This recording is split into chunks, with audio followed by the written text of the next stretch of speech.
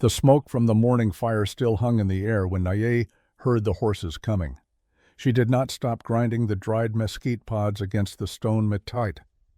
The rhythmic motion had steadied her hands through worse things than fear, through the death of 2 infants before they saw their first winter, through the fever that took her mother 3 summers past, through the morning 6 months ago when they found Thomas at the bottom of the ravine with his skull broken open like a pottery jar.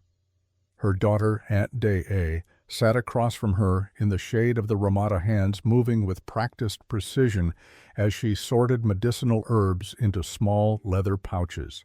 12 years old, and already she moved like a woman who understood that survival required more attention than hope ever did. "Mama," the girl said quietly, not looking up from her work. 3 riders, maybe 4. Naye had heard them too, the particular sound of horses whose riders did not care who knew they were coming. She glanced toward the small house Thomas had built 7 years ago when he first came to live among her people. Adobe walls the color of the desert earth, a roof of ocotillo ribs and packed mud that leaked when the rains came hard. Nothing grand, but it had been theirs. A place where 2 worlds had tried to meet and make something new. "Keep working," Naye told her daughter. "Whatever comes, we do not show fear." Samuel emerged from inside the house dragging a stick he had been carving into the shape of a horse. At 7 years old, he still carried the softness of early childhood. In his face still believed the world would be kind if he was kind to it. He looked up at his mother with eyes the color of spring grass, his father's eyes, and smiled. "Is Papa coming back?" he asked. The question hit her chest like a stone. 6 months, and he still asked. 6 months, and she still did not know how to answer in a way that would not break something inside him that should not be broken yet. "No, little one," she said gently. "But you can sit with your sister. We have visitors." The riders appeared over the low rise to the east, silhouetted against the morning sun that was already beginning to heat the October air. Naye recognized the led horse before she recognized the man riding it, a tall black gelding that belonged to Silas Crown, the agent from the Bureau of Indian Affairs who had come to San Carlos Reservation 5 years ago with promises of fair treatment and prosperity for the Apache people. 5 years, and the only thing that had prospered was Crown's own holdings. Behind him rode 2 men she did not know and one she did. Miguel Santos, the deputy from Tucson, sat his horse with the uncomfortable posture of a man who did not want to be where he was. His eyes found hers across the distance and then looked away quickly. Crown dismounted before his horse had fully stopped his movements, sharp and impatient. He was a tall man, thin in the way of people who burned with internal fire rather than physical labor. His beard was gray and meticulously trimmed. His suit, even in the dust and heat of the desert, remained somehow immaculate. He smiled at her, and the smile did not reach his eyes. "Mrs. Whitlock," he said, pronouncing the name with particular emphasis, as if reminding her that she had taken a white man's name, and that meant something she should not forget. "I hope we find you well this morning." Naye set down the grinding stone and stood. She did not return the smile. Among her people, false pleasantries were considered a form of lying, and she had never learned the white custom of wearing lies like decorative clothing. "Mr. Crown," she said, "you are far from the agency office." "Yes, well, some business requires personal attention." He reached into his jacket and withdrew a folded document. "I'm afraid I have some difficult news regarding your property here." Property. The word sat wrong in her mouth when she tried to think of it in English. In Apache they did not have a word that meant exactly the same thing. Land was not something you owned the way you owned a horse or a cooking pot. Land was something you belonged to, something that held the bones of your ancestors and would one day hold yours. But Thomas had explained to her that in the white man's world, everything had to be owned by someone, and if it was not owned by you, it could be taken. So he had registered this parcel of land in his name. 20 acres of desert scrub and rocky soil that sat at the edge of the San Carlos boundary. Not the best land, but it held the graves of Nye's parents, and there was a spring a quarter-mile south that ran even in dry years. Thomas had built the house here because Nye had asked him to, because sometimes the only way to honor the dead was to live near them. "What news?" she asked. Crown unfolded the document and held it out to her. The page was covered in English words she could not read. She had learned to speak English well enough from Thomas, but reading was different. Reading required education, and the only education available to Apache children was at the government school, where they cut your hair and beat you for speaking your own language.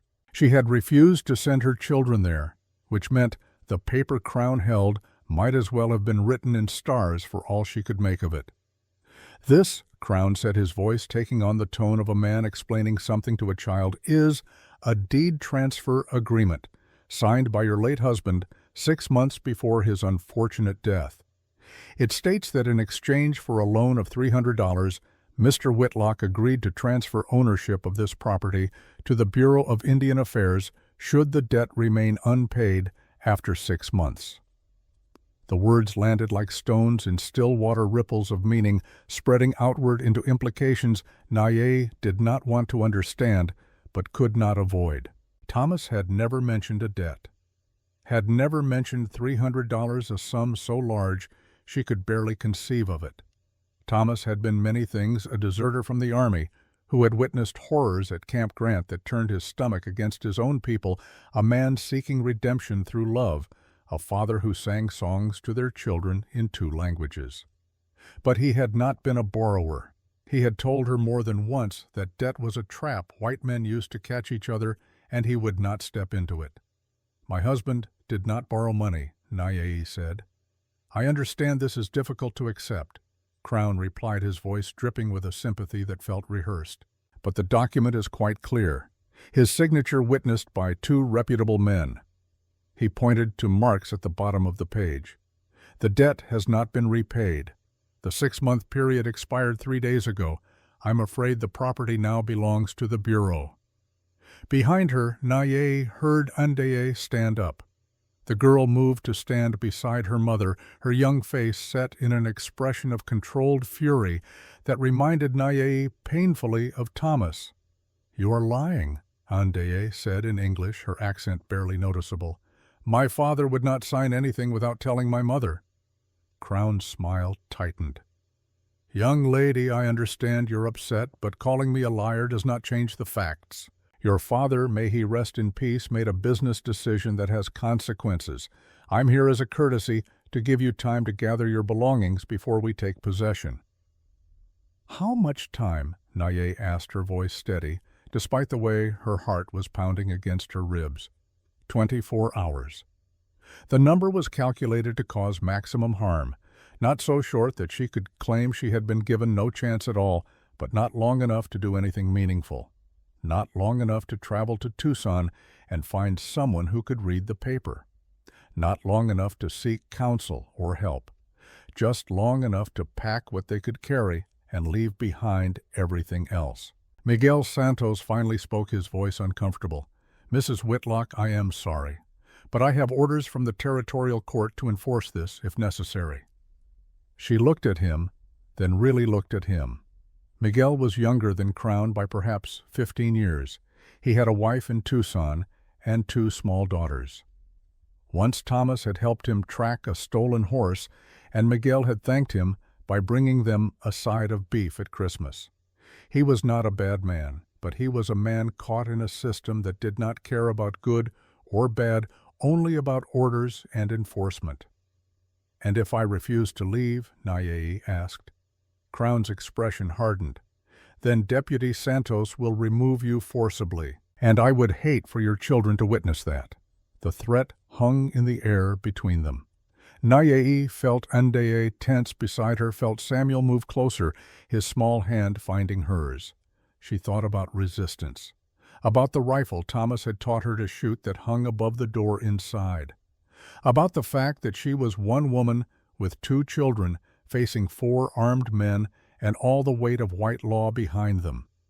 She thought about her parents buried on the hill to the west, about Thomas who rested beside them now, about promises made in 2 languages and kept in none. "Show me the signature," she said. Crown handed her the paper with a gesture that suggested he was doing her a great favor. Nayei looked at it, at the flowing script she could not read, at the marks at the bottom that were supposed to be Thomas's name. She had seen his writing before. On their marriage certificate, which the White Court required, even though they had already been married in the Apache way. On letters he wrote to his mother back east, letters he sometimes read aloud to her. On the deed to this very land which sat in a leather pouch buried beneath the floor of their house. The signature on Crown's paper looked like Thomas's writing, the same slant, the same general shape. But there were differences. The T in Thomas was formed wrong. Thomas always made his capital letters with a particular flourish, a habit from the formal education he had received before joining the army.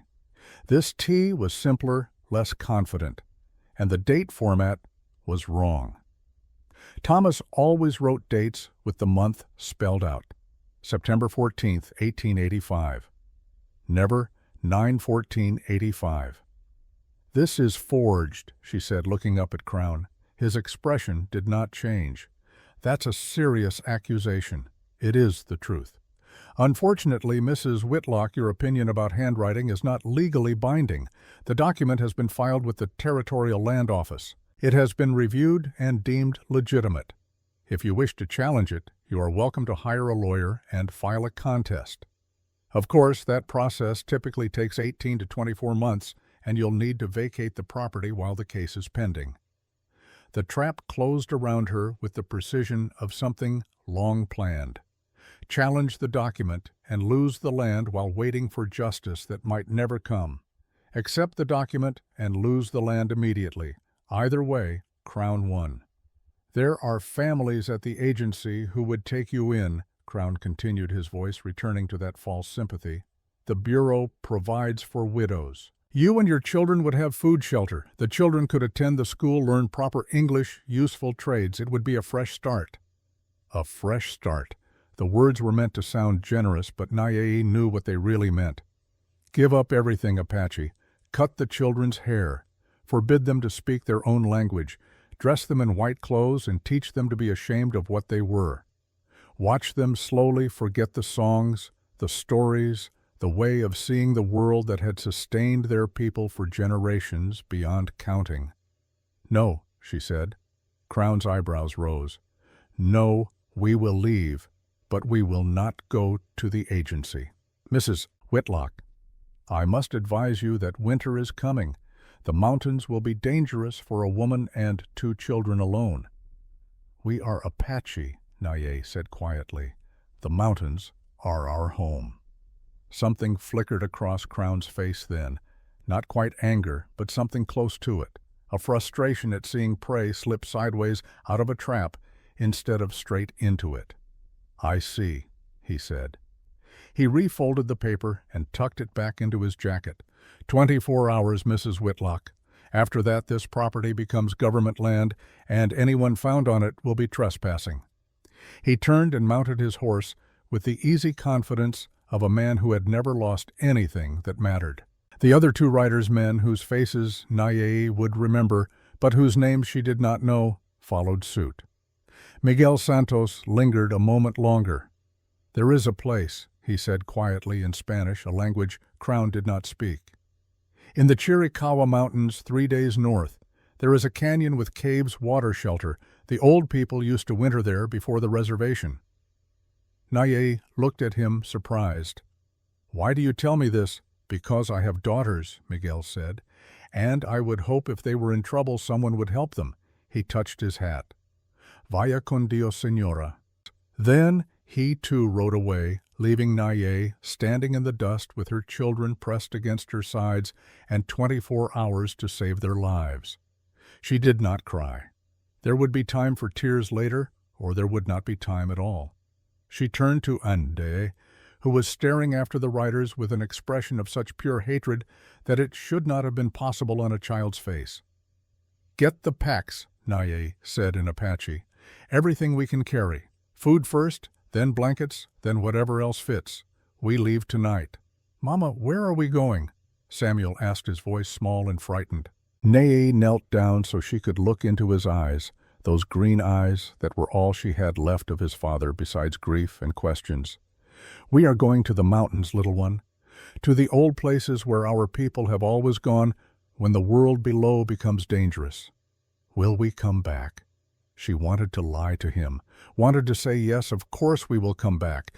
This is our home, they cannot take it from us forever." But she had promised herself when Thomas died that she would not lie to her children, not about things that mattered. "I do not know," she said, "but wherever we go together, and that is what makes it home. Do you understand?" He nodded, though she could see he did not really understand at all. How could he? He was 7 years old, and the world should have been simple and kind. Instead, it was this. Inside the house, Naye moved with the efficiency of someone who had lost things before and knew that mourning possessions was a luxury for people who had never faced real loss. She pulled down the leather packs Thomas had made, the ones they used when they traveled to gather seasonal foods in the traditional way. She filled them with dried meat, cornmeal, beans, the small supply of coffee Thomas had loved, salt wrapped in cloth, the tools needed to make fire. Nde worked beside her, silent and focused. The girl gathered the blankets, the spare clothing, the water bags made from treated hide. She took down the rifle and the ammunition, her movements careful and practiced. Thomas had taught her to shoot, ignoring the scandalized reactions of the white traders who thought guns were not proper for girls. Thomas had said survival was not proper either, but it was necessary. Samuel tried to help, but mostly got in the way. He kept picking up things they could not carry, his wooden toys, the colorful blanket Mary Catherine Brennan had brought when he was born, a book of drawings Thomas had been making to teach him his letters. Each time Naye had to gently explain that they could only take what they needed to live, not what they wanted to remember. As the sun climbed toward noon, Naye did something she had been avoiding for 6 months. She went to the corner of the house where Thomas had kept his things and opened the wooden chest that held his personal belongings, his spare shirt still carrying the faint scent of him, the medal he had been given for service at Apache Pass, a medal he never wore because it commemorated a battle where Apache had died, letters from his mother that he had read to Naye on quiet evenings, letters from a world so distant it might as well have been the moon, and at the bottom, wrapped in oilcloth, the deed to their land. Naye unfolded it carefully. There, in Thomas's unmistakable hand, was his signature, Thomas Jacob Whitlock, the T with its flourish, the date written out October 12, 1881. The day the land had become legally his, which meant legally theirs, which meant legally nothing now because Crown had a different paper that said different things. She stared at the two documents, genuine and false truth and lie, and felt the weight of how little truth mattered when power decided it did not. She was tucking the deed into her pack when Ande called out from outside, "Mama, someone is coming. Just one rider." Her hand went to the rifle. Outside, a lone rider approached slowly, hands visible and empty of weapons. As he drew closer, recognition came, though it brought no comfort. Caleb Rohr. The Apache called him Bedoe, which meant the one who returns, though what he had returned from or to no one seemed quite certain. He was Apache Mescalero Band originally, but he had worked as a scout for the Army, had helped them track Geronimo, had led soldiers to Apache camps. Some said he had done it to save his own family. Some said he had done it for the money the Army paid. Some said he was simply a traitor who deserved killing but was too pathetic to bother with. He was perhaps 35 years old, tall and lean in the way of men who lived on movement rather than abundance. His hair was long and black, pulled back from a face that would have been handsome if not for the scars. The left side from temple to jaw was a mass of puckered tissue, the skin twisted and discolored. His left eye was milky white blind. The scars continued down his neck and disappeared beneath his shirt. People said the wounds had come from torture, when some of Geronimo's warriors caught him and recognized him as a scout. They said the only reason he lived was because someone, they did not say who, had intervened before the warriors could finish what they started. He stopped his horse 20 feet from the house and did not dismount. His good eye, dark and impossible to read, took in the packs the rifle the way Naye stood between him and her children. "Naye," he said in Apache, his voice rougher than it should have been, probably from smoke damage to his throat, along with everything else. "I heard Crown came." "You hear many things for a man who lives alone in the mountains," she replied, not lowering the rifle. "I was hunting nearby, saw his tracks." He glanced at the packs. "You are leaving." "That is not your concern." "Perhaps not." He shifted in his saddle, and she saw he carried no visible weapons, though that meant little. "But if you are going into the mountains, you should know there are patrols. The army is still hunting Geronimo. They are stopping anyone they find, asking questions, taking people to the reservation if they do not like the answers." "Why do you tell me this?" "Because you have children. Because the patrols do not ask gentle questions." Naye studied him, trying to understand why a man who had betrayed his own people would now offer warnings, trying to see past the scars to whatever was left inside. "You could have ridden past," she said, "could have pretended you did not see." "Yes," Caleb agreed, "but then I would be the man I was not, the man I am trying to become." The statement was so unexpected, so raw in its honesty, that Naye found herself lowering the rifle slightly. "What man are you trying to become?" "I do not know yet," Caleb said, "but someone different than the man who got his wife and daughter killed." The words dropped into the space between them like stones into deep water. Naye had heard rumors about Caleb's family, that they had died during a raid, that they had died of sickness, that they had died because Caleb had led soldiers to the wrong camp, a camp of old people and women and children, and the soldiers had not cared that it was the wrong camp. "I am sorry for your loss," she said, because among her people, grief was something you acknowledged even in an enemy. "And I for yours," Caleb replied. "Thomas Whitlock was a good man, better than most with his skin color, better than me." He turned his horse as if to leave, then paused. "The place you are going, is it the caves in the northern canyon?" Naye did not answer, which was answer enough. "There is a better way," Caleb said. "A route that avoids the patrol areas. I could show you." "Why would you do this?" "Because I owe debts I can never repay to people who are dead, so I pay them to people who are alive."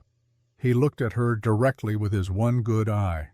"And because Crown is a liar and a thief, and I am tired of watching him take things that do not belong to him."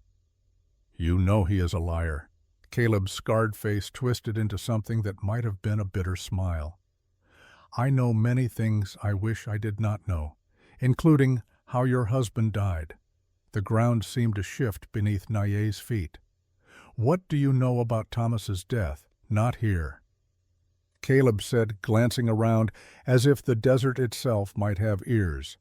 "If you want answers, meet me at the Split Rock 3 miles north when the sun sets. I will take you to the caves by a safe route, and I will tell you what I saw 6 months ago." Then he rode away, leaving Naye standing with questions multiplying in her mind like storm clouds before rain. As the sun began its descent toward the western mountains, Naye and her children finished their preparations. She went to the small graveyard on the hill and stood before 3 mounds of earth, marked with stones, her mother, her father, Thomas. She spoke to them in Apache, asking for guidance, for protection, for the strength to do what needed to be done. When she returned to the house, she did one final thing. She took a burning branch from the fire and walked through each room, looking at what they were leaving behind. The table Thomas had built, the bed where her children had been born, the walls that had sheltered them from heat and cold, and the harder weather of being different in a world that punished difference. Then she carried the burning branch outside and threw it onto the roof. "Mama, what are you doing?" Samuel cried, but Ande understood. "If we cannot have it," the girl said, watching the flames begin to catch on the dry Ocotillo ribs, "he cannot have it either."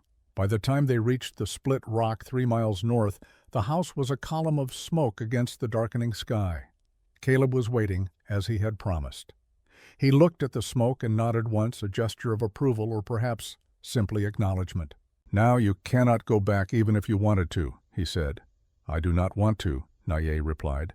They traveled through the night, following paths that seemed invisible until Caleb pointed them out.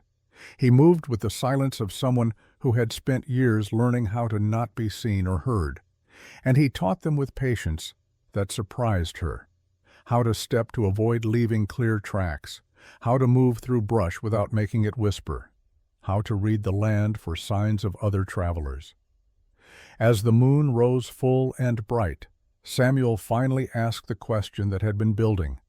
"Are we going to die?" Caleb looked back at the boy. "Everyone dies, small one. The question is whether we die running away or die standing for something." "That is not comforting," Naye said. "I did not think you wanted comfort. I thought you wanted truth." They reached the caves as dawn began to paint the eastern sky in shades of copper and gold. The canyon opened before them like a secret hidden behind rock formations that looked impassable until you knew exactly where to step. Inside the caves were dry and deep, with evidence of old fires on the walls, charcoal drawings left by people who had sought shelter here long before any of them were born. Naye got the children settled with blankets and what small food they could eat. Then she turned to Caleb, who stood at the cave entrance, looking out at the landscape they had crossed. "Tell me," she said, "tell me what you know about Thomas." Caleb was silent for a long moment. When he spoke, his voice carried the gravity of confession. 6 months ago, I was scouting for a patrol from Fort Bowie. We were tracking some Chiricahua who had left the reservation. I was ranging ahead alone, trying to pick up the trail." He paused. "I saw your husband. He was meeting with 2 men. One was Crown. The other I did not recognize. A white man, tall, red hair, expensive clothes. They were arguing. About what? I was too far away to hear words. But I saw Thomas point at the ground, then shake his head, refusing something. The red-haired man pulled out papers. Thomas looked at them and then hit the man, knocked him down." Caleb turned to face her. "Crown pulled a gun, but he did not shoot. He said something, and the red-haired man got up and they left. Thomas stood there for a long time, just standing. Then he walked toward the ravine." "Did you follow?" "No, it was not my business. I went back to the patrol." His scarred face tightened with something that looked like shame. 2 days later, I heard Thomas was dead, that he had fallen from the ravine, and I knew it was not a fall." Naye felt her hands clenching into fists. "You saw him alive. You saw Crown threaten him, and you said nothing. Who would believe an Apache scout against a Bureau agent?" Caleb's voice was bitter. "I am already a traitor to my people.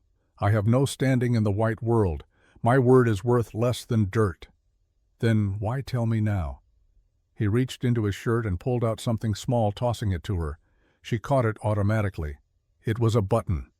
Brass military issue with an inscription she could not read but recognized as army markings. "I went back to where I saw them," Caleb said. 3 days after Thomas died.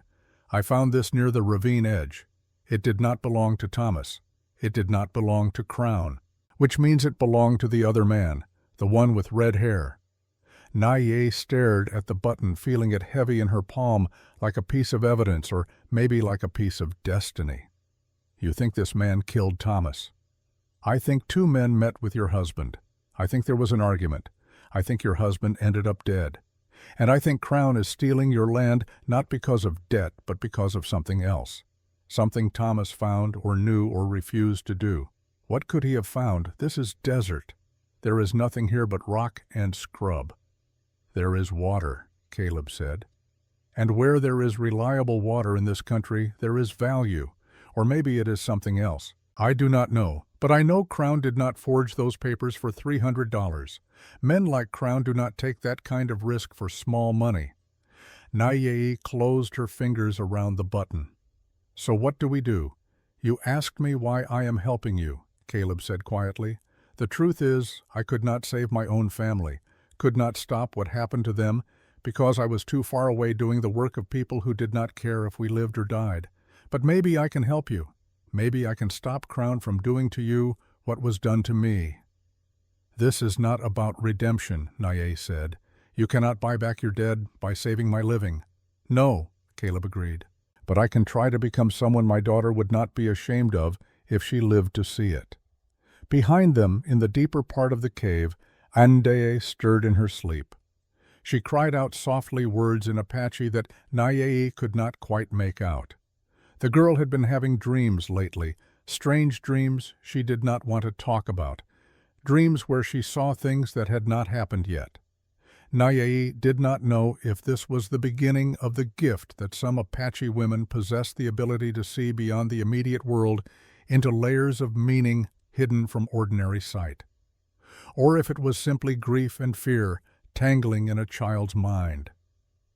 "Your daughter," Caleb said, watching Day. "She has the look of someone who sees. She is 12 years old. My wife was 13 when the seeing started. By 15, the elders consulted her about visions and omens." His voice softened with memory. "She told me once that the gift revealed not the future, but the truth of the present, the things people try to hide even from themselves." "Did she see what was coming the day she died?" "Yes," Caleb said simply. "But knowing does not always mean you can change it. Sometimes it just means you know what you are walking into, and you walk into it anyway, because the alternative is worse." They sat in silence as the sun rose, fully painting the canyon walls in shades of red and gold. Somewhere in the distance, a hawk cried out, hunting or declaring territory or simply announcing its existence to the vast indifferent sky. "So we hunt truth," Naye said finally. "We find out what Thomas knew, what Crown wants, what really happened at that ravine. And then we decide if we run or if we fight." Caleb nodded slowly. "Running keeps you alive. Fighting might get you killed."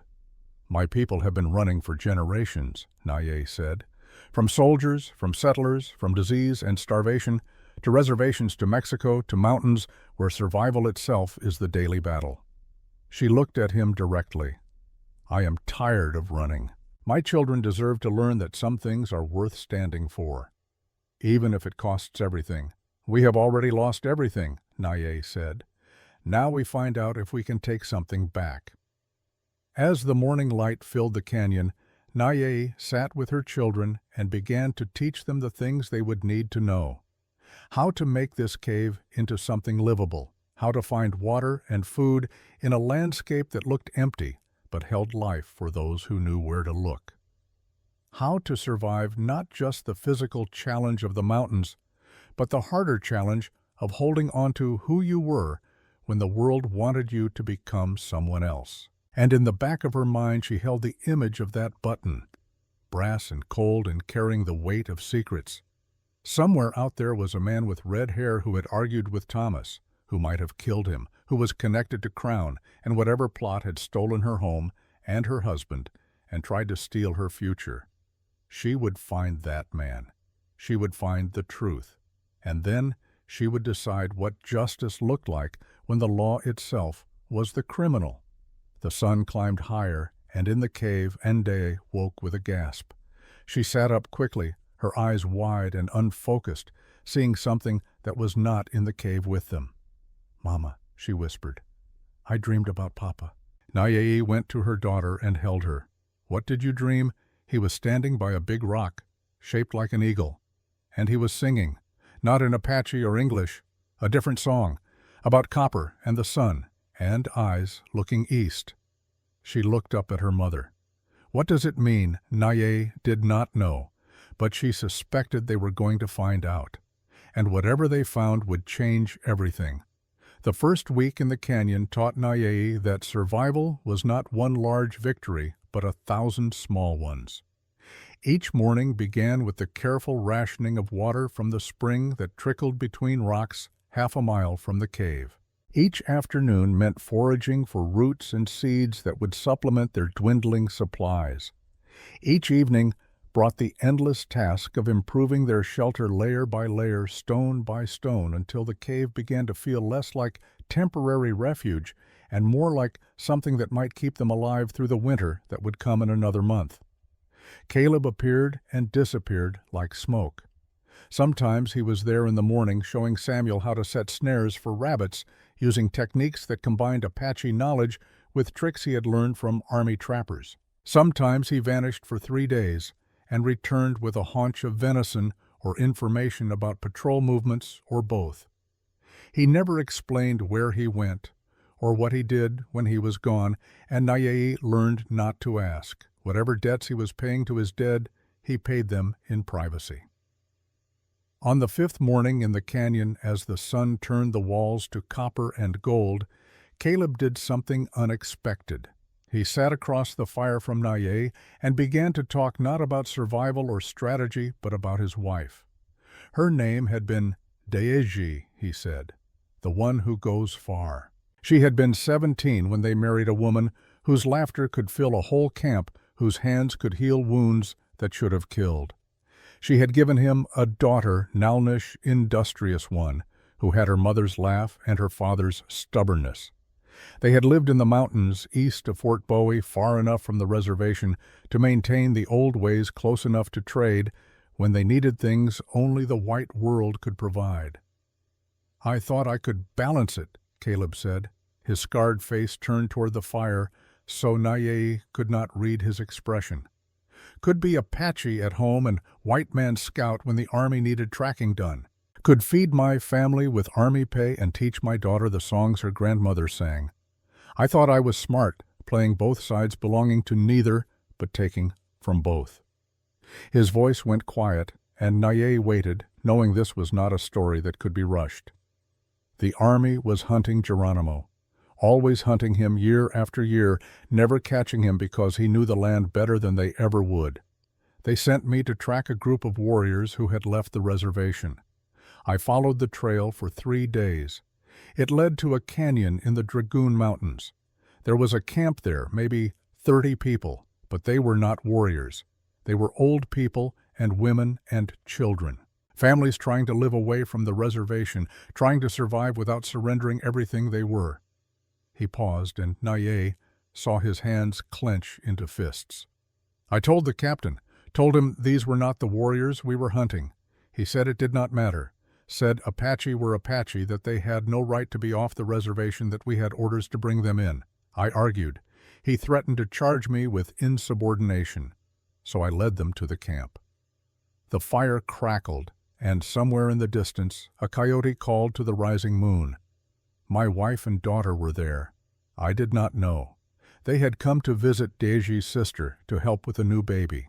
When I saw them, I tried to stop what was happening, tried to convince the captain to let them go. He said no exceptions, said if I wanted special treatment for my family, I should not have been a scout in the first place. Caleb's voice broke slightly, and he cleared his throat before continuing.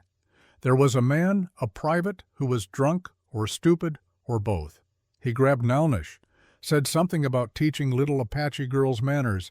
Deji tried to protect our daughter.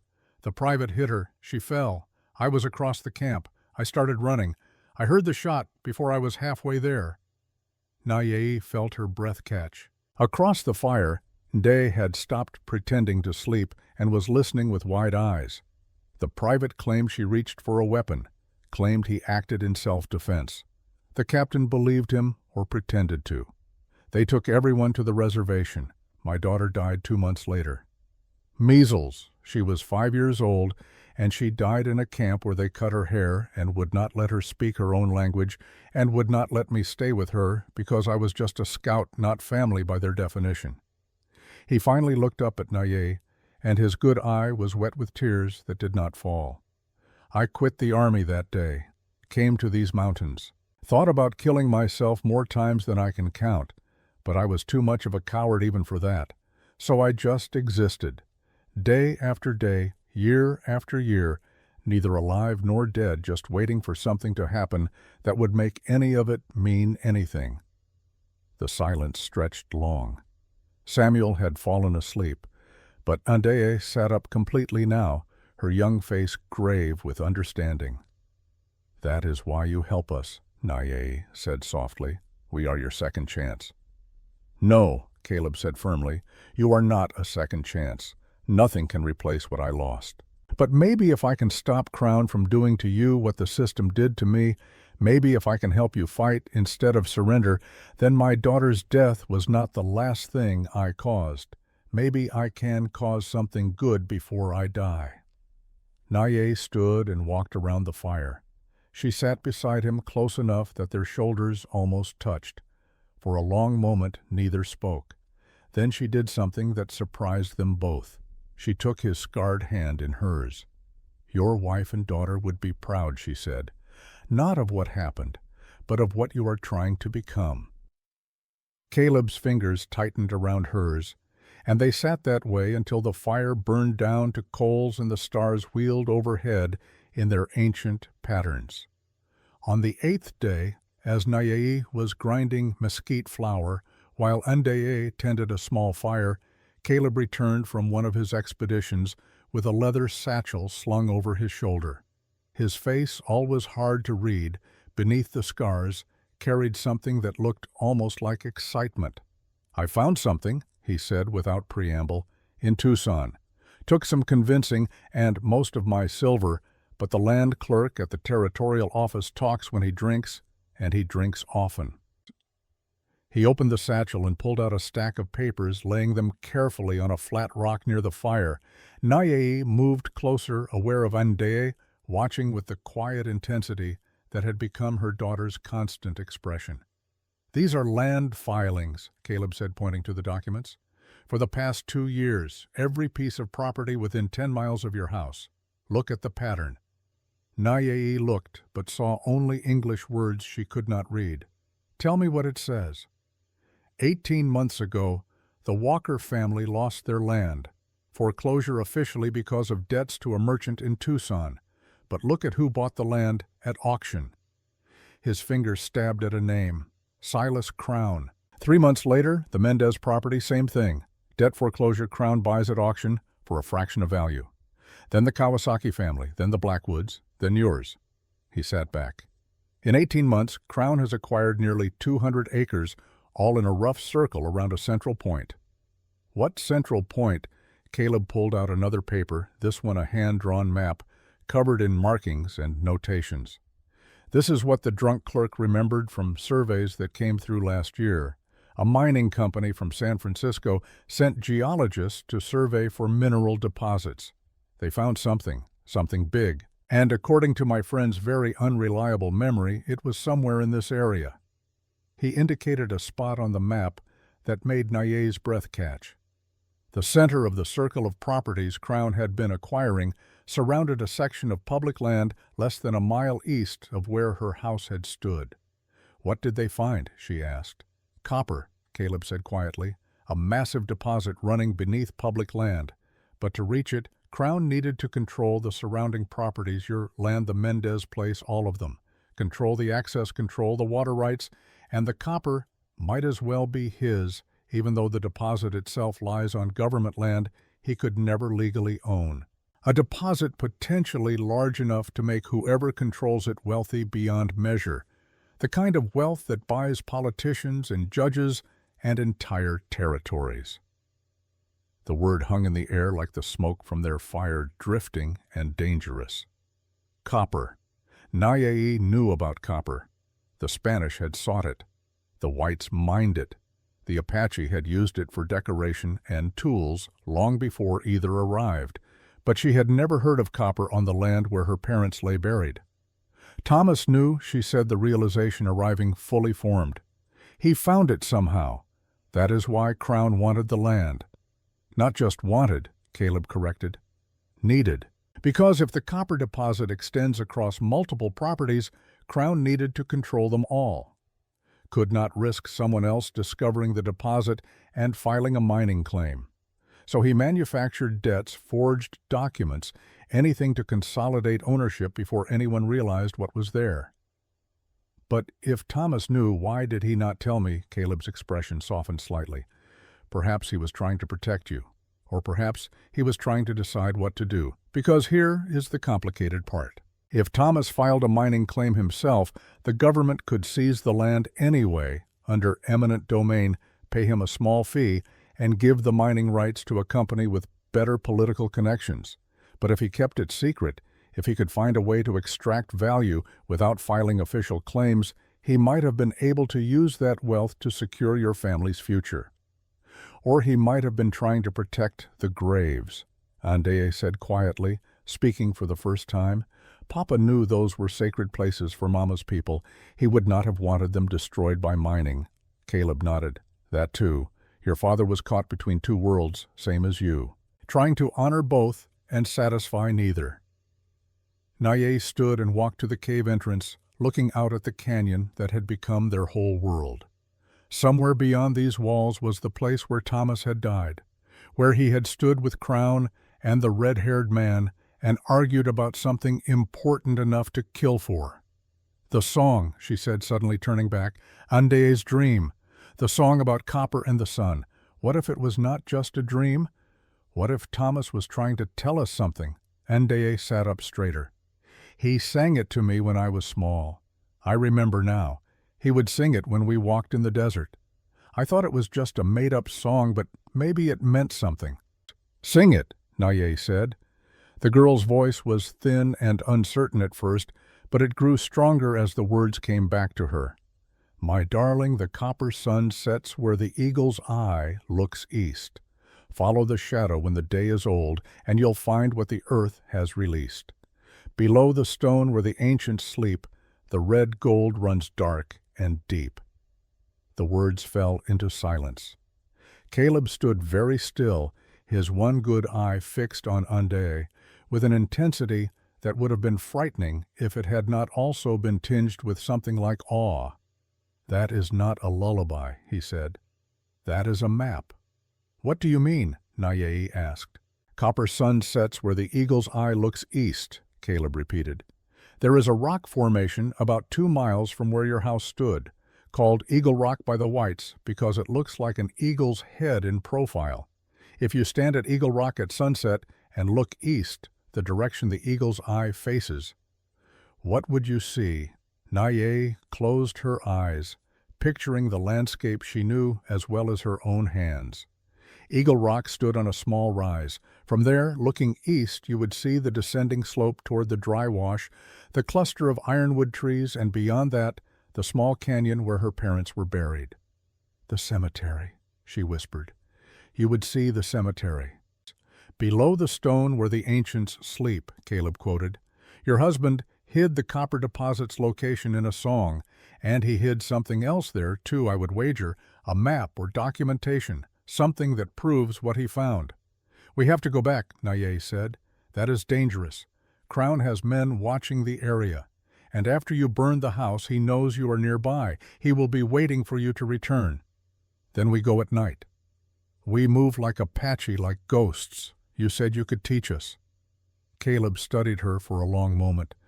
This is not about survival anymore. This is about revenge. No, Naye said firmly. This is about truth. Crown stole our land with lies. If we can prove the copper exists, if we can prove Thomas found it first, then maybe the law will work for us instead of against us. You still believe in the white man's law. I believe in evidence, in facts that cannot be argued away. Crown has papers that say, my husband owed money. I will find papers that say he found copper. We fight lies with truth and see which one is stronger. Caleb smiled a terrible expression on his scarred face. You are more warrior than you know. But before they could make plans, Andeye suddenly gasped. Her eyes rolled back, showing only white, and she began to sway where she sat. Naye caught her before she fell, cradling her daughter's head as the girl's body went rigid. What is happening? Caleb asked, moving closer, but keeping his distance, recognizing something he had seen before. The seeing Naye said, her voice tight with fear and wonder. It happened once before, 2 days ago. She saw things that had not happened yet, or things that happened far away. Andeye's lips moved, forming words in Apache that came out in a voice that did not quite sound like her own. The red-haired man comes. He brings lies wrapped in truth. He offers alliance but serves only himself. The copper sun will rise twice, once in the earth and once in blood. The choice will come when the eagle's eye closes, and what we choose will echo in the bones of those not yet born." Then her eyes cleared, and she blinked, looking confused and frightened. "Mama, what happened?" "You had a vision, little one," Naye said softly, holding her close. "What did you see?"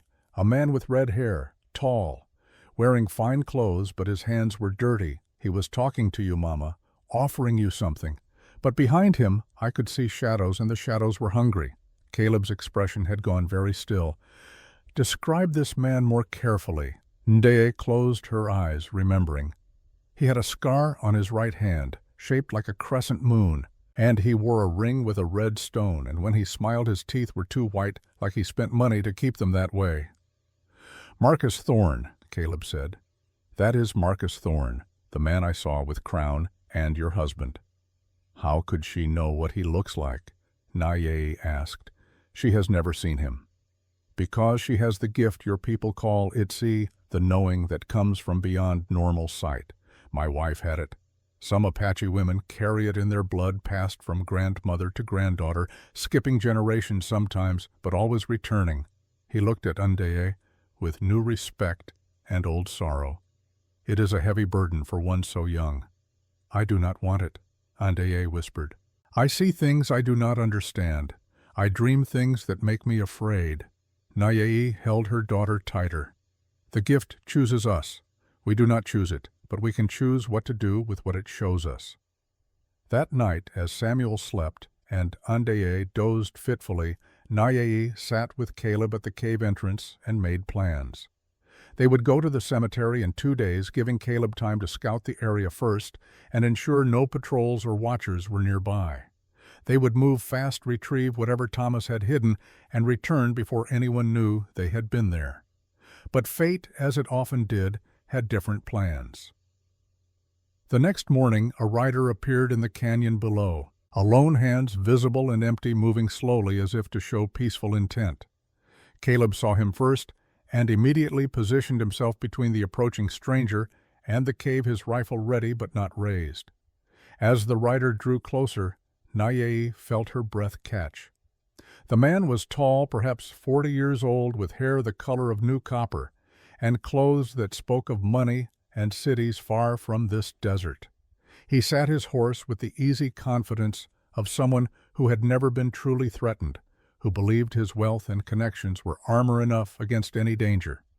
He stopped 50 yards from where Caleb stood and dismounted slowly, keeping his hands visible. "I am looking for Naye Whitlock," he called out, his voice carrying a southern drawl that made each word sound lazy and dangerous at once. "I mean no harm. I come alone. I have information she needs to hear." "State your business and leave," Caleb said, his voice flat. "My business is with Mrs. Whitlock, not with her Apache watchdog." The man's smile was pleasant, but his eyes were calculating. "Though I recognize you," Caleb roared. "The great scout turned hermit. Crown mentioned you might be involved." Naye stepped out from behind the rocks, ignoring Caleb's gesture to stay hidden. "I am Naye. What do you want?" The red-haired man's smile widened. "Ah, there you are. Marcus Thorne, at your service." He touched his hat brim in a mockery of respect. "I worked with your late husband briefly. A good man, Thomas. His death was a tragedy." "You were there," Naye said, her voice cold. "When he died, Caleb saw you." Thorne's smile did not falter. "I was in the area that day, yes. Thomas and I had business to discuss. But I left him alive and well. What happened after, well, that is part of why I am here." "Speak plainly, or leave," Caleb growled. "Very well." Thorne reached slowly into his jacket and pulled out a small leather folder. "I have proof that Silas Crown murdered your husband, Mrs. Whitlock. Proof in the form of a letter Crown sent to hired men ordering them to ensure Thomas Whitlock met with an accident. I can give you this proof in exchange for something you have." "What could I possibly have that you want?" Naye asked. "The maps," Thorne said simply. "The surveys Thomas made of the copper deposit. Crown has the false maps, the ones showing the deposit in the wrong location. But I know Thomas made true maps, accurate ones, and I know he hid them somewhere only someone who loved him would think to look. You have found them, or you will find them. And when you do, I want copies. Why? Because Crown has betrayed me. Promised me a partnership in the mining venture, then cut me out once he had what he needed. I want revenge. You want justice. We can help each other. Naye studied him, seeing what Ndeye had described in her vision. The expensive clothes, the 2 white teeth, the ring with the red stone on his left hand, and on his right hand, visible now as he held out the folder, a scar shaped like a crescent moon. You lie, she said quietly. You were Crown's partner from the beginning. You helped him forge the debt papers. You helped him steal land from families who had done nothing wrong. And you were there when Thomas died, not as a witness, but as a participant. Thorne's smile finally faded. You have no proof of that. I have your button, Caleb said, pulling the brass military button from his pocket. Found it at the ravine where Thomas fell. Has initials on it. T.M. Thomas Marcus, perhaps. Marcus Thomas. Either way, it proves you were there. A button proves nothing, Thorne said, but his voice had lost its lazy confidence. It proves enough to raise questions, Naye said. Questions Crown would not want asked. How much is your silence worth to him now?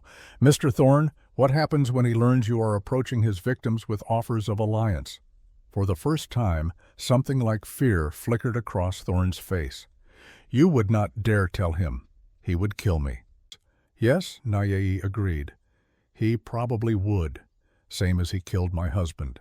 Same as he will kill you eventually anyway, once you are no longer useful. So you came here hoping to make a deal before that happens. Get the maps, use them to reclaim your partnership or start your own venture. Cut Crown out the way he cut you out. Thorne's hand moved toward his jacket, but Caleb's rifle came up instantly. I would not, Caleb said softly. Thorne froze, then slowly raised his hands. You are making a mistake. I can help you. I have resources, connections, lawyers who can fight Crown in court. Together, we could bring him down. We will bring him down, Naye said. But not with your help. Not with anyone who profits from the same system that enables men like Crown to exist. Then you will die trying, Thorne said, his voice hard now, all pretense of friendliness gone. Crown has the territorial judge in his pocket, has the land office, the sheriff, half the merchants in Tucson. You think you can fight that with what Apache pride and the word of a disgraced scout? We will see, Naye said. Thorne stared at her for a long moment, then shook his head. I gave you a chance. When this goes wrong, remember that. Remember, I offered you a way out. He mounted his horse and rode away without looking back. Caleb kept his rifle trained on the retreating figure until he disappeared beyond the canyon wall. That was dangerous, he said to Naye, making an enemy of someone who could have been an ally, however untrustworthy. He was never going to be an ally, Naye replied. Ndeye saw the truth. He serves only himself. And the moment we gave him what he wanted, we would have become as disposable as Thomas was. That night Naye could not sleep. She lay in the darkness, listening to her children breathe, listening to Caleb's quiet movements as he kept watch, and thinking about choices. About the choice Thomas had made to hide the truth rather than exploit it. About the choice she was making to fight rather than flee. About the choices her children would have to make if she failed. She must have dozed eventually because she woke to Ndeye shaking her shoulder, the girl's face pale in the pre-dawn light. Mama, Ndeye whispered urgently, Samuel is gone. Naye was on her feet instantly. The space where her son usually slept was empty, his blanket folded neatly, his small pile of treasures undisturbed. But the boy himself was nowhere in the cave. Caleb found the trail immediately, small footprints leading out of the cave and down the canyon. He left on his own. No one took him. He walked out maybe 2 hours ago. Why would he leave? Naye felt panic rising in her chest. He knew to stay hidden. Children get scared, Caleb said. already moving following the tracks with practiced efficiency. They run toward things that feel familiar even when they know better. They followed the trail for a quarter-mile before Caleb stopped abruptly. Other tracks joined Samuel's here, boot prints adult-sized 3 different men, and signs of a brief struggle, small stones scattered, earth scuffed. "They took him," Caleb said, his voice flat, with the kind of calm that came before violence. Naye felt the world tilting. Who? Thorne's men, most likely. He came alone yesterday, but he would not have come without backup nearby. They must have been watching, saw the boy leave, saw an opportunity. "Can you track them?" "Yes, but Naye, this is a trap. They want you to follow, want you to come after your son, so they can take you and Ndeye too. Take everything Thomas hid and everyone who knows the truth." "I know," Naye said, "but he is my son. What kind of mother would I be if I let fear stop me from saving him?" Caleb looked at her for a long moment, and something passed between them, an understanding that went deeper than words. He had failed to save his own daughter. She would not fail to try for her son, even if trying meant dying. "Then we make them regret setting this trap," he said quietly. They moved back to the cave only long enough to gather weapons and for Naye to make a decision that tore at her heart. She turned to Ndeye, who stood ready to follow, her young face set with determination. "No," Naye said. "You stay here. Mama, please." "Listen to me." Naye gripped her daughter's shoulders. "Thomas hid something at the cemetery, the journal, the maps, the proof we need. If Caleb and I do not come back, you must go there. You must find what he hid and take it to someone who will listen. Mary Catherine Brennan in Tucson. Miguel Santos, the deputy. Someone. Promise me." "I do not want to lose you too." Ndeye whispered, tears streaming down her face. "You will not. But if you do, you will survive it. Because you are Apache, and Apache women do not break. We bend, we endure, we remember. And we make sure those who hurt us answer for it eventually." She pulled her daughter close. "You have the seeing. Use it. Let it guide you to the truth, and then make the truth so loud that no one can ignore it." She kissed Ndeye's forehead, breathed in the scent of her hair, then turned and walked away before her resolve could crack. They tracked through the morning and into the afternoon. The trail was not hard to follow. Samuel's captors were not trying to hide. That worried Caleb more than if they had been covering their tracks. "They want us to know exactly where they are taking him," he said. "Want us to see them and follow and walk right into whatever they have planned." "Where are they going? If I had to guess, back toward what is left of your property, back to where they have the advantage of knowing the ground." The sun climbed higher, beating down on the desert with the weight of judgment. They saw dust on the horizon, riders moving parallel to them but keeping distance. Watchers, making sure Naye and Caleb stayed on the path toward the trap. As afternoon faded toward evening, they crested a rise and saw smoke rising ahead. A camp large enough for multiple men positioned in clear sight, as if daring them to approach.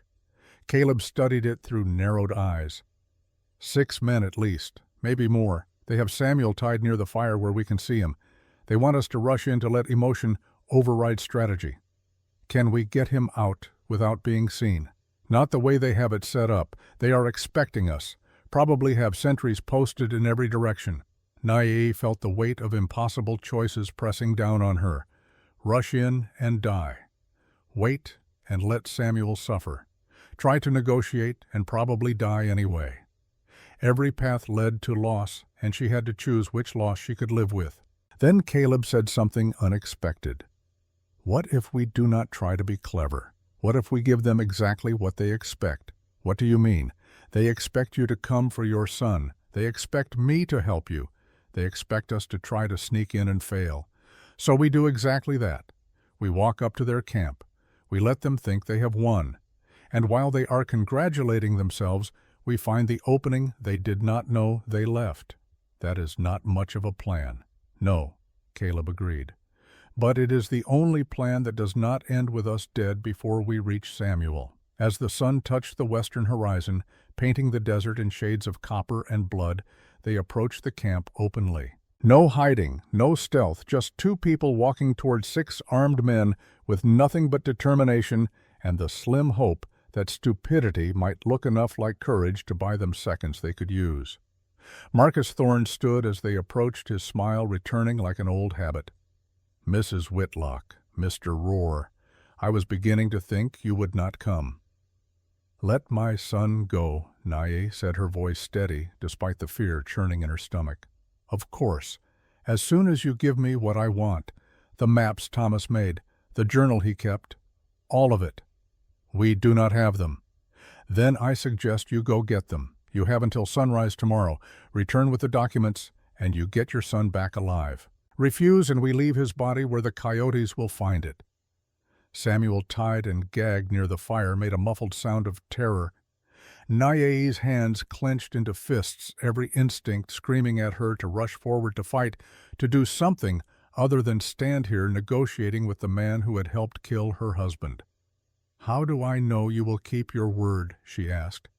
"You do not," Thorne said pleasantly, "but you do know what happens if you refuse. That is certainty. My word is at least a possibility." Caleb shifted slightly beside her, and she knew he was calculating distances, angles, the possibility of violence, and its likely outcome. 6 against 2 were bad odds. 6 against 2 when one of the two was trying to protect a child made the odds worse.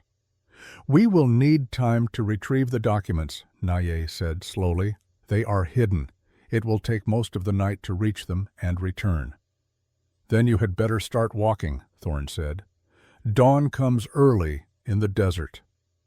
They turned to leave, and Naye let herself look at Samuel one more time. Her baby trying so hard to be brave, tears streaming down his face, but his chin raised in defiance that reminded her painfully of Thomas. She met his eyes and tried to send everything she could not say into that look. "I love you. I will come back. Be strong just a little longer." Then she turned away and walked into the gathering darkness with Caleb at her side. They traveled half a mile before Caleb spoke. "We are not going to the cemetery." "No," Naye agreed. "We are going to get my daughter, and then we are going to end this." They reached the canyon as full darkness settled over the desert like a blanket woven from stars and silence. Andeye was waiting at the cave entrance, her small figure outlined against the faint glow of a carefully banked fire. She did not ask questions when she saw them return without Samuel. The look on her mother's face told her everything she needed to know. "We have until dawn," Naye said, kneeling before her daughter. "Thorne has your brother. He wants the maps and journal in exchange. But if we give him what he wants, he will kill us all anyway. So we do something he does not expect." "What?" Andeye asked, her voice steady, despite the fear in her eyes. "We go to the cemetery now. We find what your father hid, but we do not give it to Thorne. We use it as a weapon." Caleb was already gathering supplies, moving with the efficient calm of someone who had made peace with the possibility of death long ago. "If we are going to do this, we do it right. No mistakes, no hesitation. We move like shadows, and we strike like lightning." "There are 6 of them," Naye said, "and 3 of us, one of us a child." "I am not a child," Andeye said quietly, and there was something in her voice that made both adults turn to look at her. Her eyes had taken on that distant quality that came before the visions, but this time she was fully present, fully aware. "I have been dreaming, Mama, dreaming of grandmother, of the old women who had the seeing before me. They are teaching me things, how to use my voice, how to make the spirits walk, how to be what the white men fear when they close their eyes at night." Naye felt a chill run down her spine that was not entirely from the night air. "You are 12 years old. Apache girls became women at 12 in the old days," Andeye replied. "Had their first ceremony, learned their power, took their place in the tribe.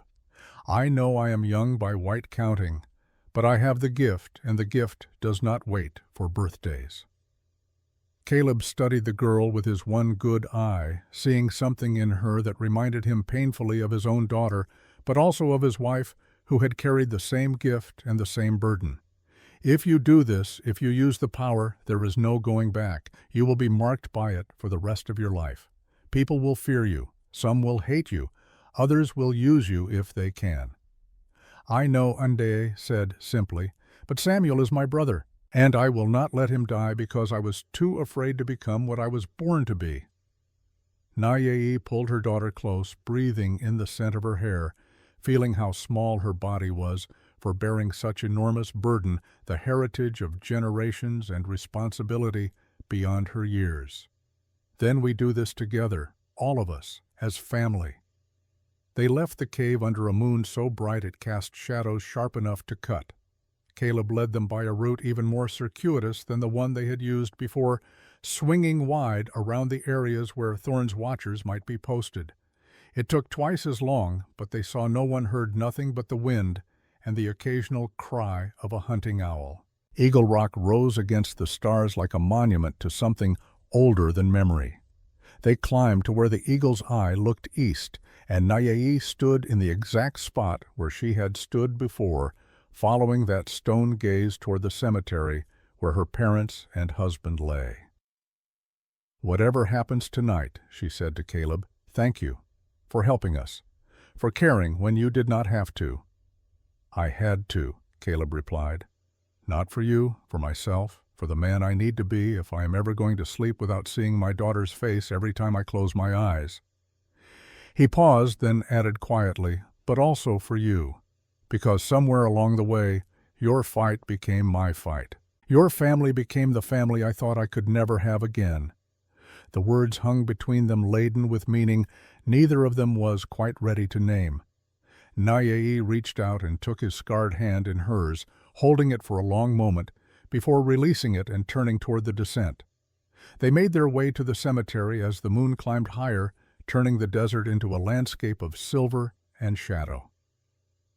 The graves were undisturbed, the stones marking her parents' resting places exactly as she had left them.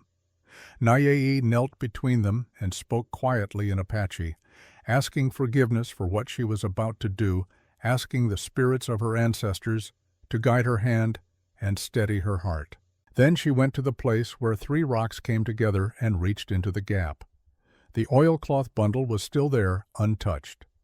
She pulled it out and unwrapped it carefully, revealing Thomas's journal and the folded maps he had drawn with such care.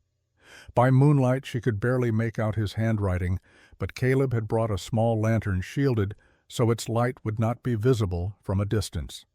They huddled together, and Nayei began to read aloud, translating Thomas's English into Apache as she went, her voice breaking occasionally on words that carried too much weight of love and loss.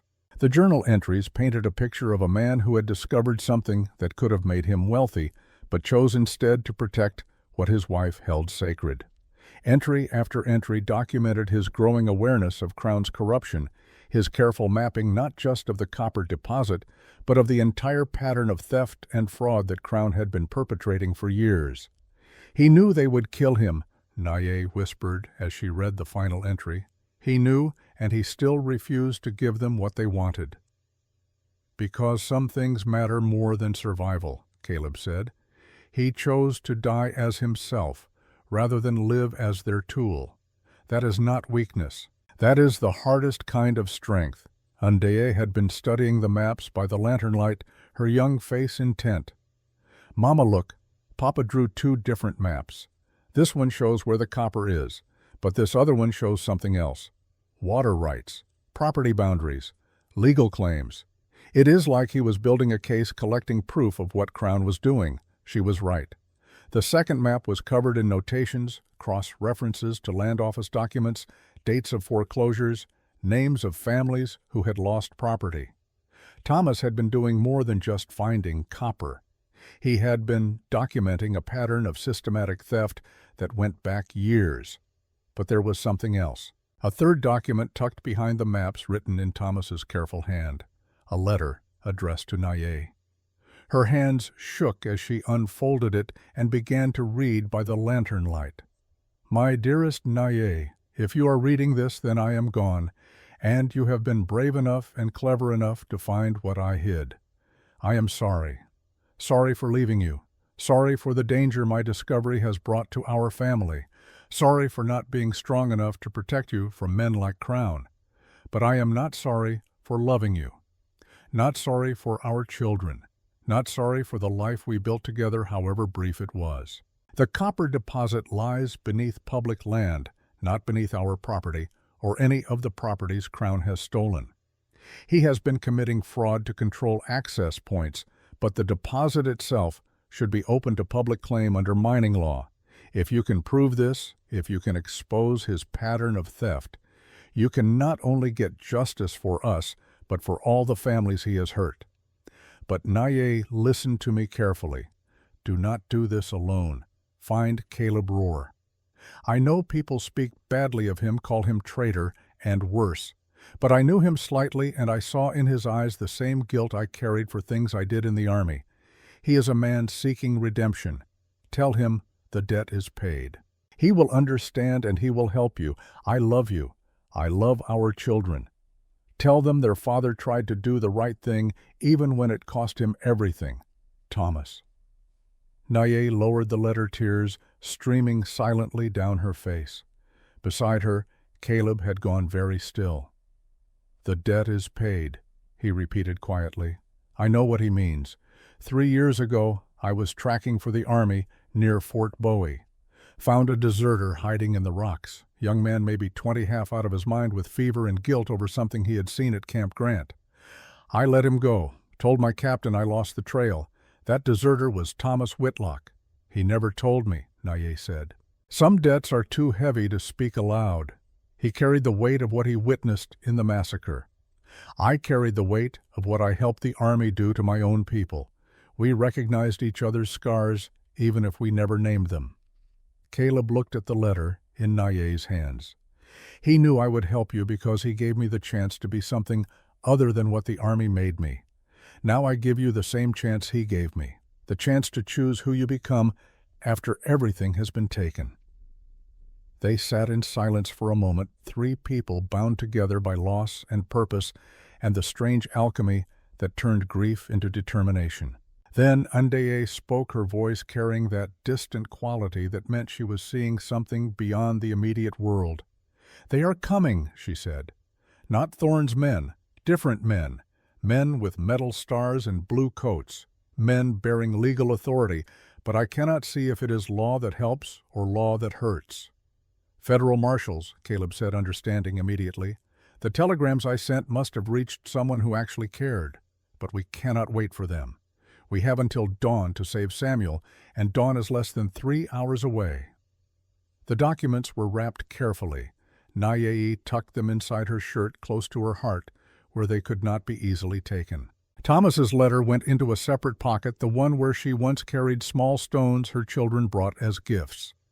Then they began to plan. Caleb drew in the dirt, sketching the layout of Thorne's camp from what he had observed. 6 men originally. We took down 2 sentries. That leaves Thorne and 3 others. They have Samuel here near the fire, visible and vulnerable. They expect us to return at dawn, exhausted from traveling all night to retrieve these documents. They expect us to be desperate, careless, easy to capture. So we come now instead, Naye said, before dawn, while they think they have hours to wait. They will still have sentries posted, different men watching for exactly this kind of move. Then we give them something to watch that is not us, Ndeye said quietly. I can make them see things, hear things. The old women in my dreams taught me how. Naye wanted to protect her daughter from this, wanted to send her back to the cave where she would be safe. But she understood with the clarity that only desperate circumstances bring that safety was an illusion, that Ndeye would never be safe, as long as men like Crown and Thorne believed Apache lives, did not matter. Better to teach her to fight now than to watch her learn later alone without guidance. What do you need? She asked her daughter. Time and trust. I will sing the old songs, the ones that make the desert speak. I will make them think spirits walk, and while they are afraid of ghosts, you save Samuel. They approached Thorn's camp from the north, moving with the patience of hunters who understood that speed mattered less than silence. The camp was exactly where they had left it, but the configuration had changed. Two new sentries positioned differently than before, covering the approaches Caleb and Naye had used earlier. Thorn was learning. That made him more dangerous. They stopped in the rocks 100 yards from the camp. Caleb pointed out the sentries, the sleeping men, the place where Samuel lay, tied near the dying fire. Then he looked at Andaye. "When you are ready," he said simply. The girl closed her eyes and began to breathe in a pattern Naye recognized from the old ceremonies, deep and slow, pulling air from the belly, centering herself in a way that opened the channels the gift required. When she opened her eyes again, they were different, darker, older, as if something ancient looked out through her young face. She opened her mouth and began to sing. The sound that emerged was nothing like a child's voice. It was layered harmonic, as if multiple women sang at once. It was the death chant, the mourning song the sound Apache women made when warriors fell and the world cracked open with grief. But it was more than that. It was the wind speaking, the stones crying out, the desert itself, giving voice to accumulated centuries of sorrow and rage. The sound seemed to come from everywhere and nowhere. It echoed off the canyon walls, multiplied by the acoustics, into a chorus of the dead. It rose and fell like breathing, like heartbeats, like the rhythm of the earth turning beneath the stars. In the camp, men jerked awake. The sentries spun around, trying to locate the source of the sound and finding it impossible. One of them fired his rifle at shadows. Another began to pray in Spanish, his voice high and frightened. Thorn stumbled from his bedroll, his injured hand still wrapped in bloody cloth, his face twisted with pain and confusion. "What is that? Where is it coming from?" His men had no answers. The singing continued, building in intensity, and now Andaye added something else. Words in Apache names of the dead spirits called from the earth to bear witness. She named Naye's parents, named Caleb's wife and daughter, named Thomas Whitlock and all the others Crown had destroyed in his march toward wealth and power. And as she named them, shadows seemed to move in the firelight. Tricks of flame and smoke and moonlight perhaps, or perhaps something more. The men in camp saw shapes that should not be there, faces in the darkness, hands reaching from nowhere. One of Thorn's hired guns broke. He ran for his horse, mounted, and rode away into the night, not caring about payment or loyalty or anything except getting away from the sounds that told him the dead were walking. In the chaos, Caleb moved. He was smoke and shadow sliding down the rocks and around the camp's perimeter, using every trick he had learned in years of scouting to become invisible. Naye followed, her heart hammering, but her hands steady, her rifle ready. They reached the edge of the firelight just as another of Thorn's men fired wildly into the darkness, his bullets hitting nothing but air and stone. Naye could see Samuel now closer than before, his eyes wide with terror, but also with something else. Recognition. He had heard his father's name in the singing. He knew his mother was coming. Caleb took position behind a large boulder, his rifle aimed at the center of camp. Naye circled left, moving toward where Samuel lay bound. The singing continued, Ndaye's voice weaving a tapestry of fear and grief that wrapped around the camp like physical presence. Naye was 10 feet from Samuel when one of the remaining guards saw her. His eyes widened and he raised his rifle, his finger tightening on the trigger. Time seemed to slow. Naye saw the barrel swing toward her, saw the man's face set with determination, knew she was not going to be fast enough to dodge or return fire. Then Caleb's rifle spoke, and the man dropped with a bullet through his shoulder, his weapon falling unfired from his hands. Naye ran the last few feet to Samuel. She cut his bonds with her knife and pulled the gag from his mouth. The boy threw his arms around her neck, sobbing, and she held him for one precious second before pushing him toward the darkness where safety waited. "Run to where the singing comes from," she whispered urgently. "Your sister is there." Run and do not look back." But Samuel had been tied for hours. His legs were numb and cramping, and when he tried to run, he stumbled. Nayei caught him, and in that moment of distraction, Marcus Thorne appeared from the shadows on the other side of the fire, his left hand holding a pistol aimed directly at her chest. "Enough!" he shouted, his voice cutting through even Dae's singing. "Enough of this ghost nonsense! Stop the singing or I shoot the woman!" The singing faltered, then stopped. In the sudden silence, Thorne's breathing was loud and ragged. Blood had soaked through the wrapping on his injured hand, and his face was pale with pain and shock. "You could have had this easy," he said, his voice shaking. "Could have taken the money, gone to Mexico, lived like royalty. But you had to be noble, had to be righteous. And now your boy watches you die." "If you kill her, you have nothing," Caleb called from the darkness. "No maps, no journal, no leverage, just murder charges and a bullet in your back from me."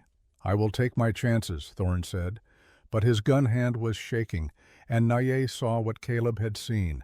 This was a man at the end of his resources, driven by pain and fear, and the growing realization that he had lost control of events. "You do not have to do this," Nayei said quietly, still holding Samuel against her side. "Crown has already betrayed you, has already stolen what you thought was your partnership. Killing me does not get it back. It just makes you a murderer with nothing to show for it." "Crown dies too," Thorne said. "After I am done with you, I use these maps to bring him down, testify against him, trade everything I know for immunity. I still win." "No," said a new voice from beyond the firelight. "You do not." A dozen men on horseback emerged from the darkness, moving to surround the camp in a loose circle. At their head rode a civilian in a dust-covered suit, his face hard and weathered, a silver star pinned to his vest, catching the firelight. Behind him, soldiers in cavalry blue sat their horses with weapons ready. The civilian dismounted slowly, his hand resting on the pistol at his belt, but not drawing it. "Marcus Thorne, Silas Crown's partner in fraud theft and conspiracy to commit murder. My name is Samuel Grant. I am a federal marshal out of Denver, and you are under arrest." Thorne's pistol swung toward the marshal, but he was too slow and too injured and too outnumbered. 3 rifles came up from the cavalry, and Thorne froze, understanding finally and completely that he had lost. "Drop the weapon," Grant said quietly. "You have one chance to surrender peacefully. After that, my men have orders to shoot." For a long moment, Thorne stood with his pistol half raised, his face working through calculations of odds and outcomes. Then slowly he lowered the gun and let it fall to the ground. "Smart choice," Grant said. He gestured to 2 soldiers who dismounted and moved to restrain Thorne. Then he turned to Nayei, who still stood holding Samuel against her side. "Mrs. Whitlock, I presume." "I am Nayei," she said, using her Apache name deliberately, claiming her identity in front of these representatives of white law. "Mrs. Nayei Whitlock," Grant amended, acknowledging her correction with a slight nod. "I received some very interesting telegrams about activities in this territory, fraud, murder, corruption of Indian Affairs agents. I came to investigate, and from what I have seen tonight, the telegrams understated the problem considerably." Caleb emerged from the shadows, his rifle lowered, but still in his hands. "Marshal Grant, you actually came." "Mr. Rohr, your telegrams were quite persuasive, though I admit I had doubts about whether an Apache scout accused of being a traitor by his own people and a widow with 2 children could actually have the evidence to bring down a Bureau of Indian Affairs agent with Crown's connections." He looked between them. "I am pleased to discover I was wrong to doubt." "We have evidence," Nayei said. She pulled Thomas's journal and maps from inside her shirt and held them out. "My husband documented everything before Crown had him killed. Maps, land records, proof of systematic fraud going back years." Grant took the documents and moved closer to the fire to examine them. His expression grew darker with each page, his jaw tightening. Minutes passed in silence, broken only by the sound of paper rustling and the low voices of soldiers securing Thorne and the remaining hired man. Finally, Grant looked up. "Mrs. Whitlock, these documents, if they are authentic, describe one of the most extensive fraud operations I have seen in 20 years of federal service. Land theft, murder conspiracy. This goes beyond Crown. This implicates the Territorial Land Office, possibly the governor's office, maybe federal officials in the Bureau of Indian Affairs itself." "They are authentic," Naye said. "My husband died protecting that information, died refusing to let Crown use it for profit. I will not let his death be meaningless." "Can you prove Crown ordered your husband's murder?" Naye pointed to Thorne, now restrained between two soldiers, his face ashen with pain and fear. "Ask him. He was there. He knows what happened. And he knows he is a dead man either way. Crown will have him killed in custody to protect himself. His only chance at survival is to tell the truth and hope federal protection is stronger than Crown's reach." Grant walked over to where Thorne stood. "Is that true? Did Crown order Thomas Whitlock's murder?" Thorne looked at Naye, at the journal in Grant's hands, at the soldiers surrounding him, and the vast empty desert beyond. The calculation in his eyes was transparent. Loyalty to Crown meant almost certain death. Cooperation meant possible survival. "Yes," he said finally, his voice barely above a whisper. "Crown ordered it. Said Whitlock was a problem that needed removing. Said make it look like an accident. I pushed him off the ravine and watched him fall. Crown paid me $500 and promised me a partnership in the mining venture." "And did he honor that promise?" Thorne laughed bitterly. "Crown does not honor anything. He took what he needed from me and then cut me out. So, yes, Marshal, I will testify. I will tell you everything. Every forged document, every bribed official, every family we destroyed. I will burn Crown's empire to the ground if it means I get to watch him hang." Grant nodded slowly. "Take him into custody. Separate wagon armed guard at all times. No one speaks to him without my authorization." He turned back to Naye. "Mrs. Whitlock, I will need you and your children to come to Tucson. Give formal statements, testify before a grand jury, possibly testify at trial. It will not be easy. Crown has powerful friends. His lawyers will try every trick to discredit you." "Let them try," Naye said. "I am Apache. We have survived worse than lawyers." Grant smiled slightly, the first warm expression Naye had seen on his weathered face. "I believe you have, but there is one more thing you should know. I did not come to Arizona just because of telegrams from a disgraced scout. I came because 6 other families have filed complaints with federal authorities about Crown's activities. The Mendez family, the Blackwoods, the Kawasaki family, others. You are not alone in this fight. And together your testimony will be unshakable." The words hit Naye with unexpected force. She had thought they were isolated, that no one else would dare to stand against Crown. But other families had found courage. Other victims had decided to fight. "I want to meet them," she said. "These other families. I want to know their stories." "You will," Grant promised. "But first, let us get your children to safety and get these documents secured. We have a long road ahead, and Crown will not surrender without a fight."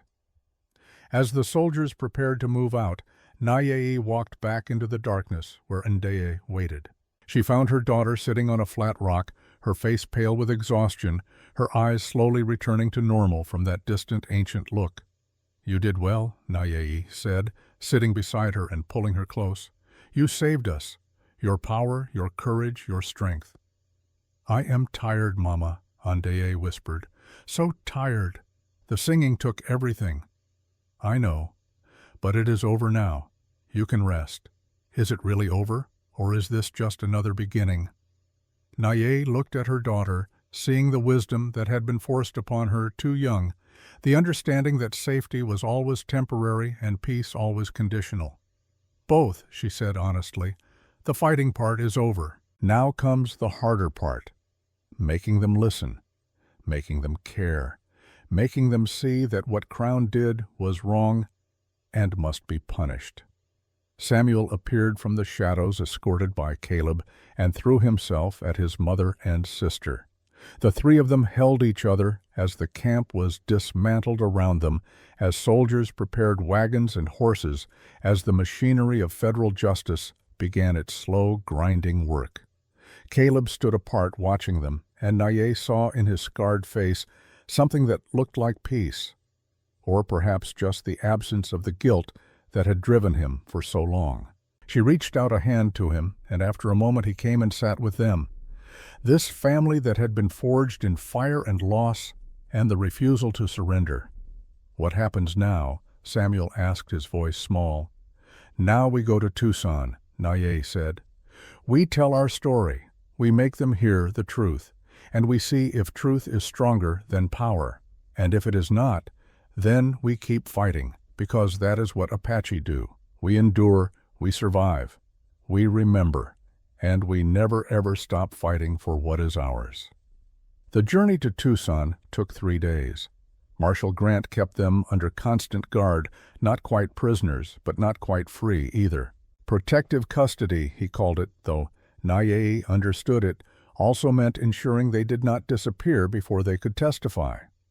On the second day, they met the other families. The Mendez family who had lost their ranch to a forged debt. The Blackwoods freed slaves who had built a farm only to have Crown steal it through legal manipulation. The Kawasaki family Japanese immigrants whose property had been seized under claims they could not read the English documents they were signing. 6 families total representing different backgrounds, different cultures, different languages, but united by the common experience of being victimized by the same corrupt system. They gathered in a room at Fort Huachuca under Marshal Grant's protection and shared their stories. Each one was different in details, but the same in essence.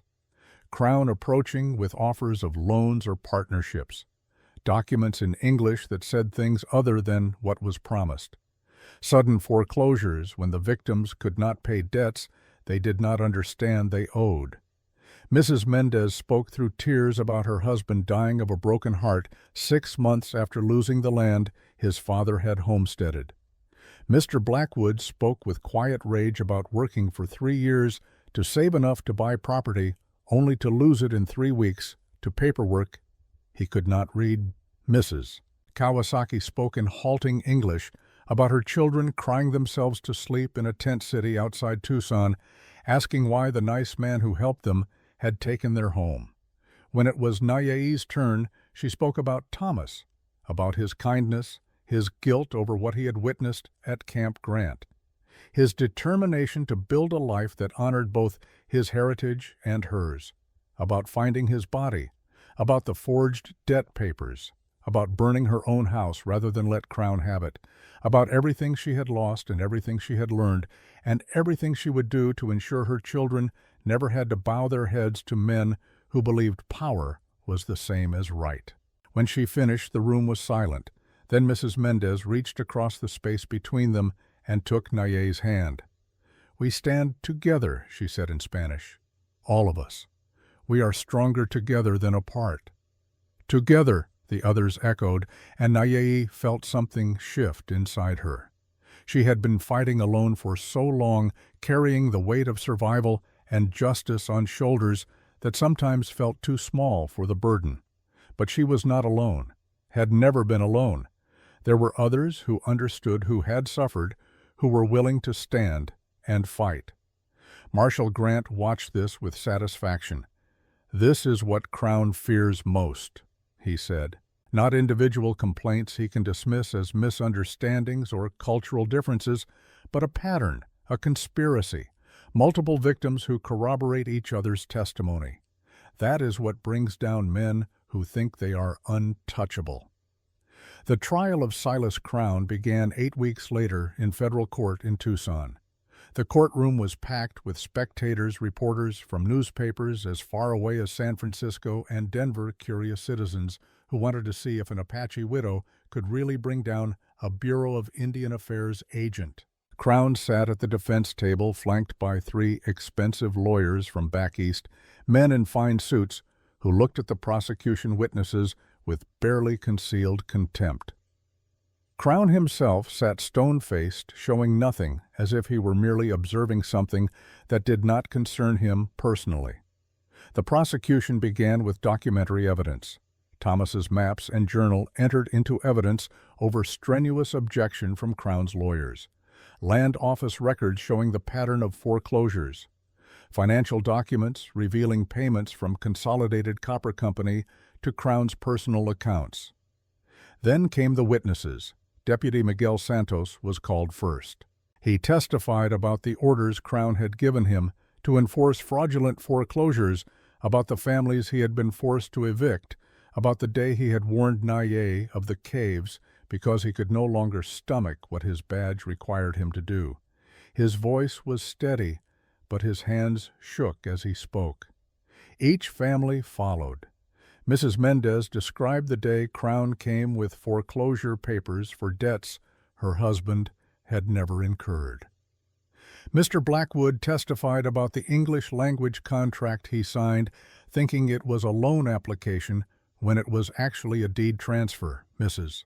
Kawasaki spoke through an interpreter about Crown, assuring her the papers were simple formalities when they were actually liens against her property. Crown's lawyers attacked each witness methodically, suggested they had misunderstood because of language barriers or lack of education, implied they were lying to avoid responsibility for legitimate debts, questioned whether people who could not read English should be trusted to own property at all. It was ugly. It was brutal. It was everything Naye had been warned to expect. But the witnesses held firm. They had truth on their side, and they had each other. When one faltered under cross-examination, another stepped forward with corroborating details. When the lawyers tried to dismiss one family's testimony, another family's evidence supported it. Then Marcus Thorne took the stand. He looked smaller than Naye remembered, diminished by weeks in custody and the weight of testimony he was about to give. His injured hand had healed crookedly, leaving him with limited movement and constant pain, but his voice was clear when he swore the oath, and his eyes were steady when he looked directly at Crown. "Tell the jury about your relationship with Silas Crown," the prosecutor said. "We were partners," Thorne replied. "For 3 years we worked together to acquire land in the Arizona Territory. Crown would identify properties with valuable mineral deposits or water rights. I would handle the acquisition usually through manufactured debts or forged documents. Crown would provide legal cover through his position in the Bureau of Indian Affairs." "And Thomas Whitlock, tell the jury about him." Thorne's voice did not waver. "Whitlock discovered a copper deposit on public land adjacent to several properties Crown wanted to acquire. He refused to partner with us, refused to falsify his survey data. Crown said Whitlock was a problem that needed to be removed, paid me $500 to kill him. I pushed him from a ravine and made it look like an accident." The courtroom erupted. The judge gavelled for order, but the damage was done. Crown's hands had tightened on the table edge imperceptibly to most, but the jury foreman had noticed. His lawyer leaned in to whisper, and Crown's blank expression never wavered, but the smallest muscle in his jaw twitched once before going still. Crown's lawyers tried to discredit Thorne on cross-examination, painted him as a criminal trying to reduce his own sentence by lying about others, suggested he had acted alone and was now attempting to shift blame. But Thorne had kept records, had letters from Crown detailing their conspiracy, had financial documents showing payments that matched the dates of foreclosures.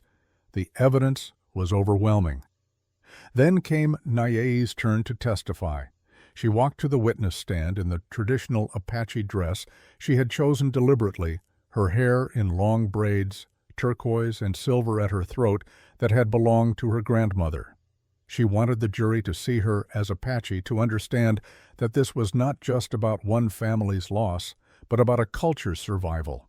She swore the oath in English and then in Apache, making the court wait for the translation, claiming space for her language in a system that usually only recognized one. The prosecutor led her through her testimony. Meeting Thomas, their marriage, His discovery of the copper deposit, his murder, the forged debt papers, her flight into the mountains, everything she had endured and everything she had learned. When he asked her why she had not simply accepted Crown's offer to go to the reservation to let the government take care of her and her children, Naye looked directly at the jury. "Because taking care of us meant erasing us," she said, "meant cutting my children's hair and forbidding them to speak their language and teaching them to be ashamed of being Apache. Crown did not want to help us. He wanted us to disappear quietly so he could steal what belonged to us without anyone asking questions. I chose to fight because surrender was the same as death, just slower." Crown's lawyers came at her hard on cross-examination, suggested she had misunderstood the debt papers because of language barriers, implied Thomas might have actually borrowed money and not told her, questioned whether her testimony was reliable given her emotional state and cultural background. The lead defense attorney, a man named Harrison with silver hair and a voice like honey over gravel, smiled at her with condescension barely disguised as courtesy. "Mrs. Whitlock, is it true you cannot read English?" "I read some English," Naye replied. "I speak it well. But formal legal documents are difficult for me, yes." "So you could not actually verify what the debt papers said. You are taking the word of others that they were forged." "I am taking the word of my husband, who could read perfectly and who told me he never borrowed money. I am taking the word of handwriting experts who testified the signature was not his. I am taking the word of common sense which says that a man does not borrow $800 when he has no way to repay it and no reason to need it." Harrison's smile tightened. "You have been living in the wilderness for months with Caleb Rohr, a man accused by his own people of being a traitor. Is it possible your judgment has been influenced by this questionable association?" "Caleb Rohr saved my children's lives. He taught us how to survive when your client was trying to ensure we died quietly. If that makes my judgment questionable, then I am proud to have such poor judgment." The courtroom laughed, and Harrison's face flushed. "I am simply suggesting, Mrs. Whitlock, that a woman in your position, desperate and alone, might be willing to believe anything that offered hope of getting her property back." Naye leaned forward slightly. "Sir, I am Apache. My people have been desperate and alone since before you were born. We have survived the Spanish, the Mexicans, the Americans, the army, the reservations, and the schools that tried to beat our culture out of our children. We have survived men like Silas Crown, who think stealing from us does not count as theft because we are not fully human in their eyes. Do not tell me about desperation. I know more about it than you will ever understand, and I know the difference between hope and truth. What I have told this jury is truth. Whether you choose to believe it is a question about your character, not mine." The silence that followed was profound. Harrison had no response. He returned to his seat and Naye was dismissed. As she walked back to her seat, she passed Crown's table. He looked at her for the first time since the trial began, really looked at her, and she saw something that might have been respect or might have been hatred or might have been simple acknowledgement that he had underestimated her. She met his gaze steadily and did not look away until she had passed. The jury deliberated for 6 hours. When they returned, the foreman stood and read the verdict in a voice that carried to every corner of the packed courtroom. "Guilty on all counts: fraud, conspiracy, accessory to murder." Crown's expression betrayed nothing but his hands clenched into fists on the table before him. The judge set sentencing for 2 weeks later, allowing time for victim impact statements and consideration of appropriate punishment. When that day came, the courtroom was even more crowded. Naye stood with the other families watching as Crown was brought in wearing prison clothes instead of his fine suits. The judge, a stern man named Hawthorne, who had a reputation for fairness that even Apache respected, looked down at Crown with no sympathy in his eyes. "Mr. Crown, you have been convicted of crimes that strike at the heart of our legal system and our moral foundations. You used a position of public trust to enrich yourself at the expense of the most vulnerable people in this territory. You stole from those who had no power to fight back. You murdered a man whose only crime was being honest. The question before this court is what punishment fits such crimes." He paused, letting the weight of his words settle over the room. "The prosecution has asked for the maximum sentence under law, 20 years in territorial prison. But Mrs. Whitlock and the other victims have asked for something different, something I have never been asked to consider in all my years on the bench." He nodded to Naye, who stood and walked to the front of the courtroom. She had spent weeks preparing for this moment, working with the other families and with tribal elders and with lawyers who understood what she was trying to do. "Your Honor," she said, speaking carefully, in English, she had practiced until every word was perfect. "Among my people, when someone harms the community, the punishment is not always separation or death. Sometimes it is restitution.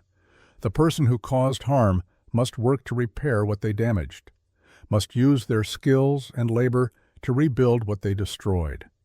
We ask that Silas Crown be sentenced not just to prison, but to 10 years of supervised labor, building schools for Apache children, building hospitals for our people, building the infrastructure our communities need but cannot afford, because men like Crown have stolen our resources for generations. Let him spend his days repairing what he tried to break. Let him see the faces of the people he thought were beneath his notice. Let him learn that we are not problems to be removed, but human beings who deserve justice." The courtroom erupted in discussion. Crown's lawyers leapt to their feet with objections. This was not standard sentencing. There was no legal precedent. It was essentially slavery. But Judge Hawthorne raised his hand for silence.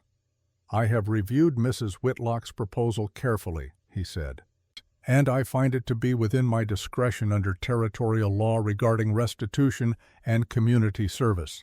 It is unusual, yes, but so are the crimes committed.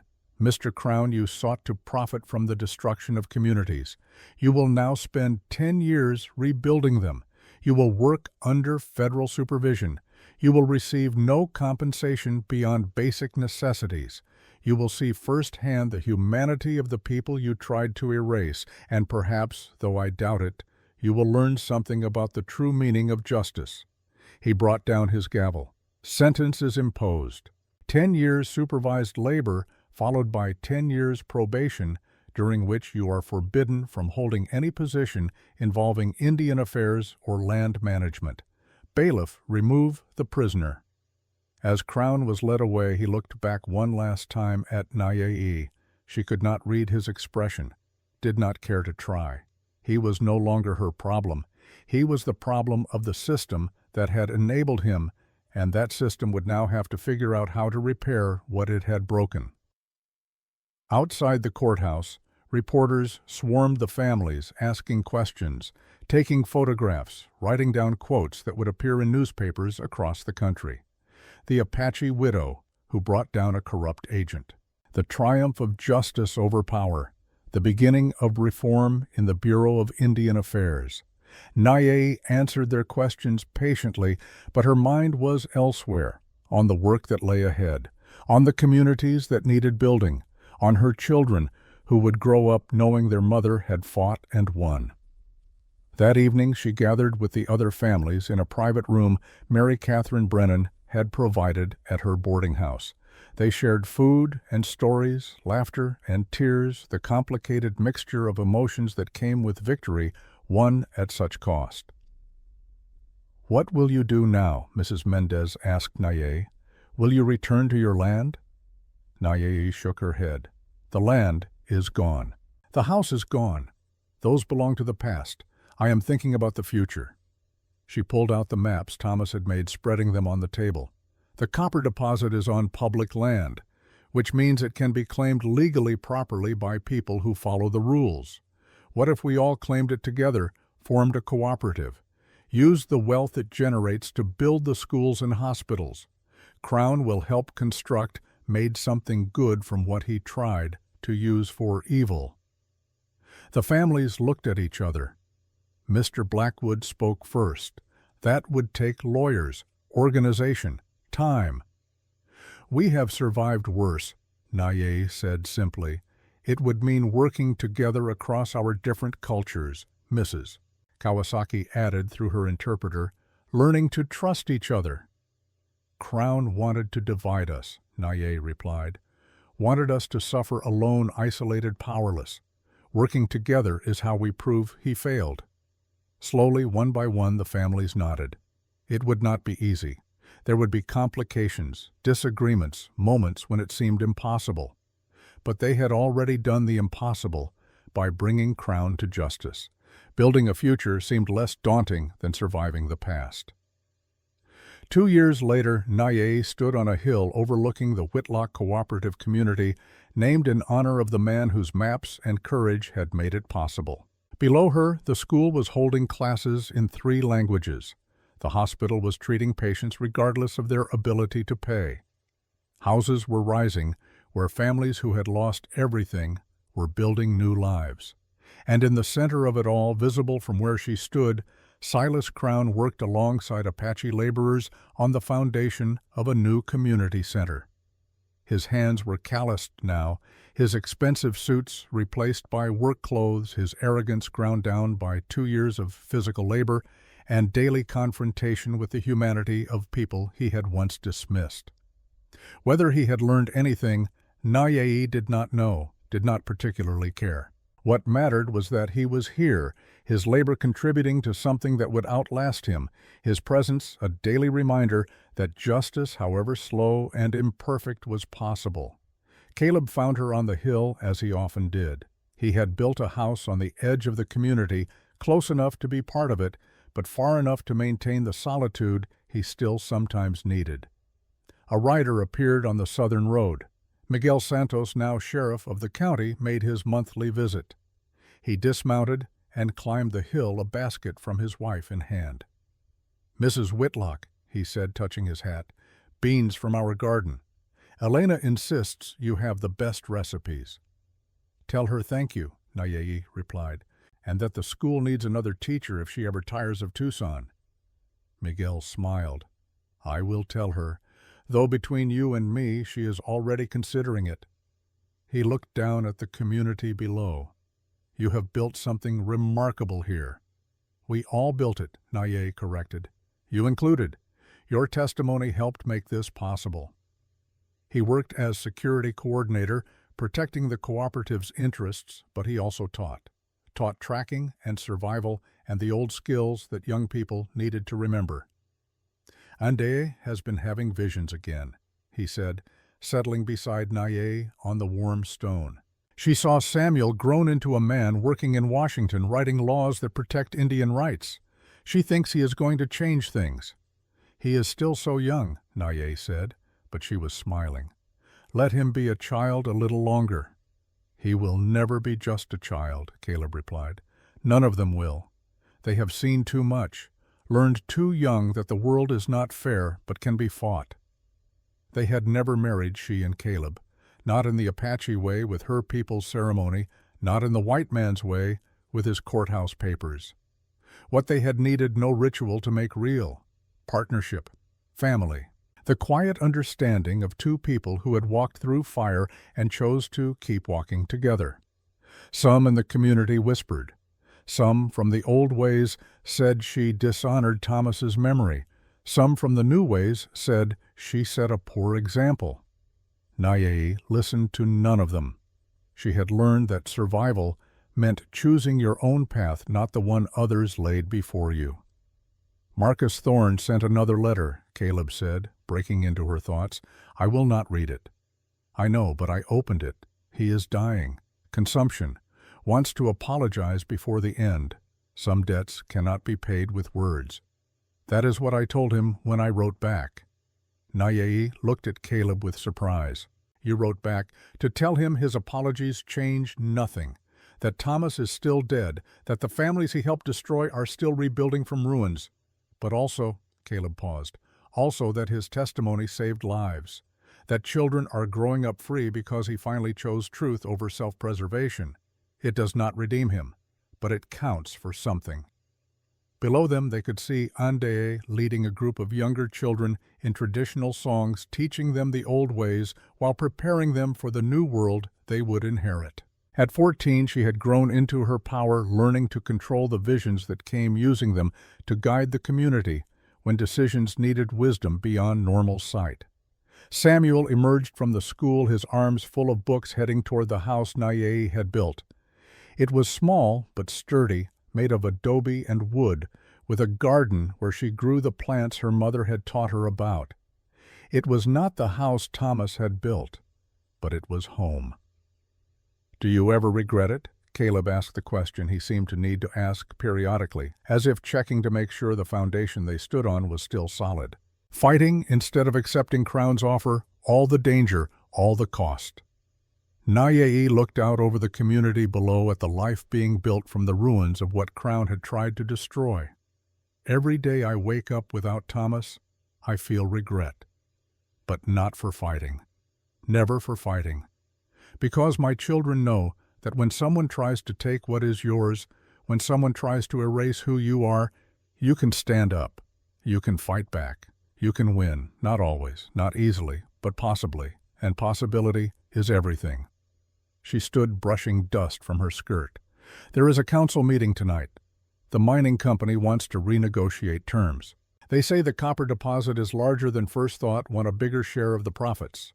What will you do? What we always do. Negotiate from strength.